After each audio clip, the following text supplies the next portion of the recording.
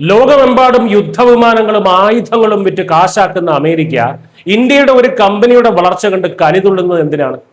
സുഡാനിലെ സംഘർഷങ്ങളുടെ പേര് പറഞ്ഞ് അമേരിക്ക ഇപ്പോൾ ഇന്ത്യയെയും ഇന്ത്യൻ വ്യവസായങ്ങളെയും ലക്ഷ്യമിടുകയാണ്.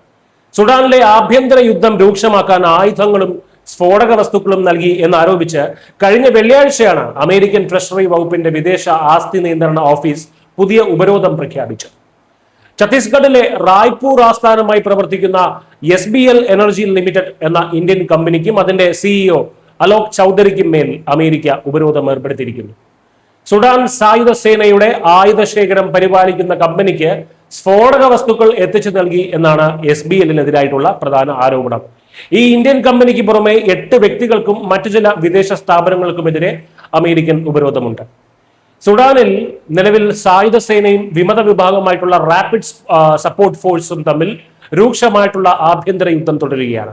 ഇതിനകം 1.5 ലക്ഷത്തിലധികം മനുഷ്യർ കൊല്ലപ്പെടുകയും 45 ലക്ഷത്തോളം പേർ അഭയാർത്ഥികളാവുകയും ചെയ്തു എന്നാണ് കണക്കുകൾ.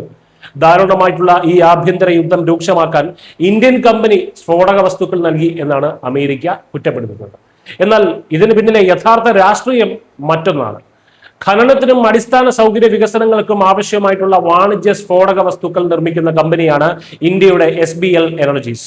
വ്യാവസായിക ആവശ്യങ്ങൾക്കുള്ള ഇത്തരം വസ്തുക്കൾ സുഡാൻ സൈന്യം ദുരുപയോഗം ചെയ്തു എന്ന പേരിൽ അമേരിക്കൻ ഭരണകൂടം ഇന്ത്യൻ കമ്പനിയെ പൂട്ടാൻ നോക്കുന്നത് അവരുടെ വ്യക്തമായിട്ടുള്ള ഇരട്ടത്താപ്പാണ്. ഗാസയിലും സിറിയയിലും അടക്കം ലോകത്തിന്റെ പല ഭാഗങ്ങളിലും സജീവമായി ബോംബുകളും ആയുധങ്ങളും നൽകി യുദ്ധം വളർത്തുന്ന അമേരിക്കയ്ക്ക് പെട്ടെന്ന് സുഡാനിൽ മനുഷ്യസ്നേഹം ഉണർന്നതുകൊണ്ടല്ല ഈ ഉപരോധം. മറിച്ച് വൻ സാധ്യതകളുള്ള ആഫ്രിക്കൻ വിപണിയിലേക്ക് ഇന്ത്യയുടെ വ്യവസായങ്ങൾ കരുത്തോടെ കാലെടുത്ത് വയ്ക്കുന്നത് അമേരിക്കയെ ഭയപ്പെടുത്തുന്നു എന്നതാണ് സത്യം. തങ്ങളുടെ ആഗോള കുത്തക തകർക്കപ്പെടുമോ എന്ന വാഷിംഗ്ടണിന്റെ ഭയമാണ് ഇതിന് പിന്നിലെ യഥാർത്ഥ കാരണം.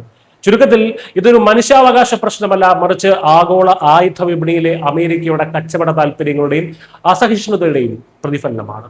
ഐക്യരാഷ്ട്രസഭയുടെ ഉപരോധങ്ങളെ മാത്രം ഔദ്യോഗികമായി അംഗീകരിക്കുന്ന ഇന്ത്യക്ക് അമേരിക്കയുടെ ഇത്തരം ഏകപക്ഷീയമായിട്ടുള്ള തീരുമാനങ്ങൾക്ക് മുന്നിൽ തലകുനിക്കേണ്ട യാതൊരു ആവശ്യവുമില്ല. ആഗോള വിപണിയിൽ ഇന്ത്യ സ്വന്തം കരുത്ത് തെളിയിക്കുമ്പോൾ അമേരിക്കയുടെ ഈ കലിതുള്ളൽ പുതിയ ലോകക്രമത്തിൽ അവരുടെ അസഹിഷ്ണുതയും ഭയവും മാത്രമാണ് തുറന്നു കാട്ടുന്നത്. News desk